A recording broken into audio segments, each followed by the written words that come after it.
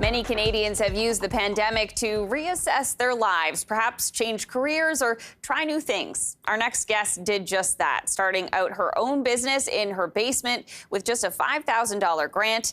She has grown her gift-giving company to service big corporations while also championing underrepresented Indigenous entrepreneurs along the way. Joining us now is Mallory Yawnghwe. She is from the Saddle Lake Cree Nation, and she is founder and CEO of Indigenous Box. Thanks so much for joining us, Mallory.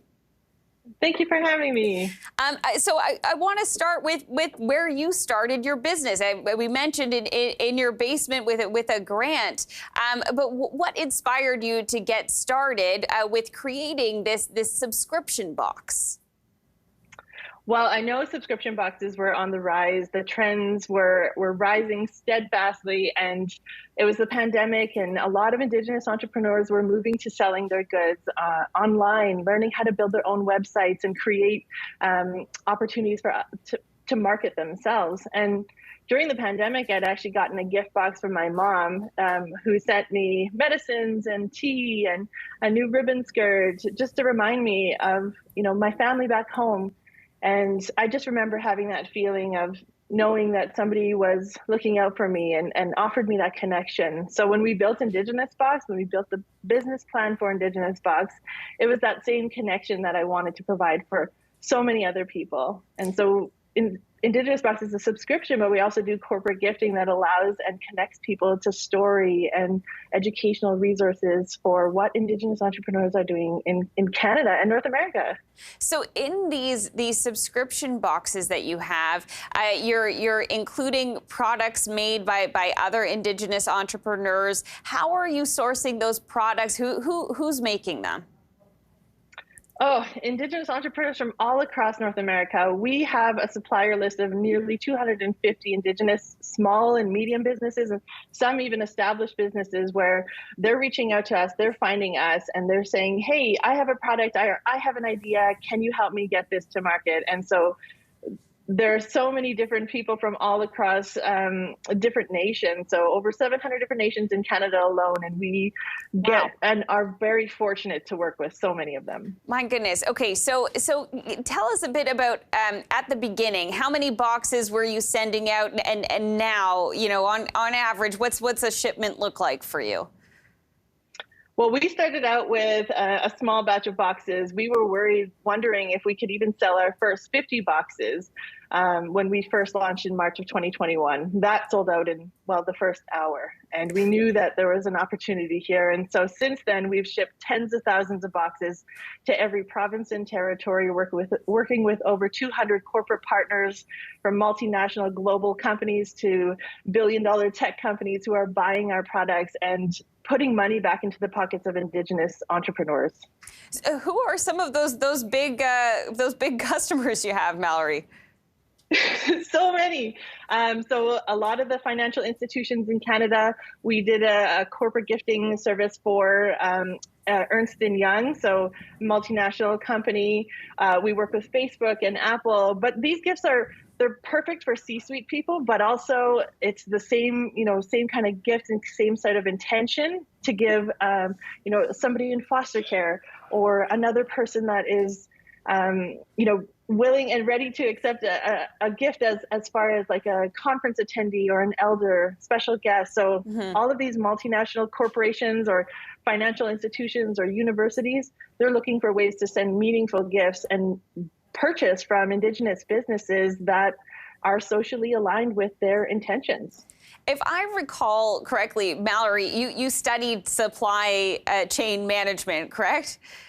That's right. Yeah. Okay. So I mean, it's so interesting because you put it to use in terms of sourcing from all over the country, like you talked about, but at such an interesting time because supply chains have been the focus of so many people over the past 2 years. But have you faced the same sort of challenges as we've heard so much about in terms of disruptions to getting supply, or were you able to work around that? Well, the indigenous supply chain, the local supply chain, which of course we now know is really important since the pandemic, but we've been able to be less volatile than international supply chains because a lot of these makers are creating their products right here, right at home. It allows us to procure direct from them, and then we market direct to consumer, but also our corporate gifting service. So we have been able to move boxes pretty seamlessly across the country. We haven't expanded into the US or other countries yet, but it is on our horizon, and we do plan to ensure that we have everything all worked out so that that's as seamless as we're operating now. Are there other challenges that you've come up against in the past year and a half when it has been such a challenging time for small business owners to be operating? Well, it's all the normal challenges as a normal startup. We're doing the same things. We're problem solving in the same way as so many other startups, and it's kind of like the analogy that you're trying to build the plane as you're flying it. But of course, one of the biggest challenges is the amount of scale that we've had to do in the last 19 months. So we've been working really hard to meet the demand to ensure that we can create and continue creating sustainable products for corporations and customers all across Canada. So we want to make sure that that's in place, but at the same time, we're ready and we're willing, and we've done such a great job, and my team has done such a great job to ensure that we can do just that. And Mallory, you're joining us on the National Day for Truth and Reconciliation, and I just wonder, what kind of role do you think businesses like yours play in terms of connecting people with your heritage and making those connections? Well, it's important for us to lead the way and lead the change. Indigenous entrepreneurs, and I'll just add a few statistics, that we're the fastest growing population in Canada, and we're starting businesses at 9 times the national average with the youngest population in the country.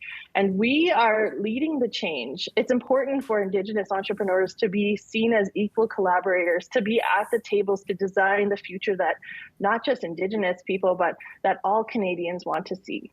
So I think buying from directly from Indigenous entrepreneurs, putting money back into the Indigenous economy is going to help the Canadian economy. I always say that a strong Indigenous economy is a strong Canadian economy, and they go hand in hand. And we're growing we're on the verge of $100 billion segment to the economy, the Indigenous economy, and we're rapidly, steadfastly growing, and it's exciting times. And I know that, we've even got, we're on the verge of, labor shortages. And I think it's important that we recognize that Indigenous entrepreneurs with an average age of 25, the answer is seeing Indigenous people as equals and knowing that we're out there accessing modern forms of commerce just like everybody else. And it allows us to build our communities in a way that is meaningful to us and with us in mind.